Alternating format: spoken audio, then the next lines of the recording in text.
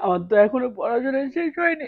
আমি কি তোমাকে এখন বিয়ে করতে পারবো? এখন তো বিয়ে করতে পারবো না। একটা বছর ধৈর্য ধরো, তারপর আমি তোমাকে বিয়ে করবো রে। বোকা তোমাকে ছেলে, ছাড়া আমি একটা তো মেয়ে গেছে বাঁচতে তাই পারবো কান্নাকাটি না। করতেছিস? একটা মেয়ে গেছে আর জীবনে মেয়ে আসবে না? বোকা ছেলে, একটা মেয়ের লেগে কি কান্নাকাটি করতেছে?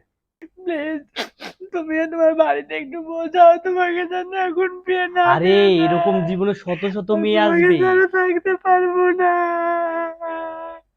আর একটা বছর কষ্ট করে থাকলে তোমার পড়াশোনা শেষ হয়ে গেলে চাকরি করতে পারবো। কান্নাকাটি করিস না, শান্ত হ বাবা, শান্ত, একটু চুপ কর। একদম কখন থেকে কান্নাকাটি করে যাচ্ছে প্লিজ, তুমি বাচ্চা এখন মানুষের মতো। বিয়েতে রাজি হও না, তোমার বাড়িতে বোঝাও। তোমার- জীবনে আর মেয়ে আসবে না?